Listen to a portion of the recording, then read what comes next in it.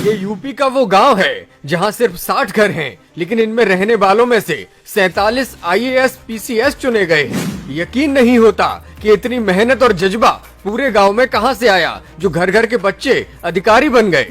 खेतों के लिए जमीन नहीं थी, लेकिन मन में हिम्मत और जुनून था, जिसने पूरे गांव को सफल बना दिया। देखिए इस गांव की पूरी कहानी और समझिए कैसे इस गांव की माटी ने बड़े बड़े अधिकारियों को जन्म दिया। अक्सर किसी गांव का कोई मेधावी बच्चा अपनी मेहनत के बल पर आईएएस और पीसीएस जैसी परीक्षाओं में सफल होता है तो पूरा गांव गौरव महसूस करता है। ऐसे विद्यार्थी की लगन को सलाम करता है। लेकिन अगर आपको पता चले कि एक गांव ऐसा भी है जहां एक दो नहीं पूरे 47 आईएएस पीसीएस हैं, तो आपका क्या रिएक्शन होगा? ये गांव भी कहीं दूर नहीं है, बल्कि अपने उत्तर प्रदेश का ही है। लेकिन जो कोई भी यहाँ की कहानी सुनता है, एक बार सोचने को मजबूर जरूर हो जाता है। दरअसल ये यूपी के जौनपुर जिले का गांव है माधोपट्टी। जिला मुख्यालय से महज 6 किलोमीटर दूर है। गांव में कुल 60 घर हैं। वोटर लिस्ट में महज 830 लोगों का नाम दर्ज है, लेकिन इन 60 घरों में 47 अधिकारी ग्रेड के लोग रहते हैं। जो पहली बार सुनते हैं कि इस गांव ने अब तक 47 आईएएस पीसीएस अधिकारी दिए हैं, तो उन्हें यकीन नहीं होता, मगर सच यही है। माधोपट्टी के 60 में से 55 घर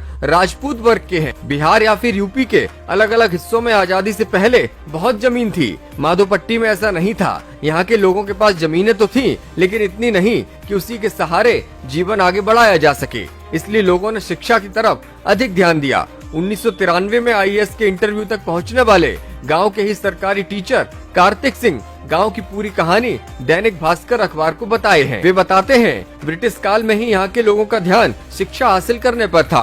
सबका उद्देश्य बड़ा अधिकारी बनना था। पढ़ाई के लिए पहले कोई गांव से बाहर नहीं गया, यहीं पर सब यूपी बोर्ड से पढ़े।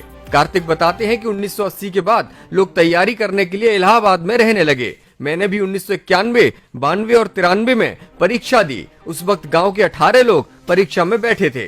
सभी का लक्ष्य एक ही था, आईएएस बनना, लेकिन कुछ लोग पीसीएस में चुने गए। 1914 में पहली बार इस गांव से मुस्तफा हुसैन अफसर बने थे। उनके बाद अफसर बनने का क्रम शुरू हो गया। आजादी के बाद 1952 में पहले अटेम्प्ट में ही इंदु प्रकाश सिंह आईएफएस यानी इंडियन फॉरेन सर्विसेज के लिए सिलेक्ट हुए।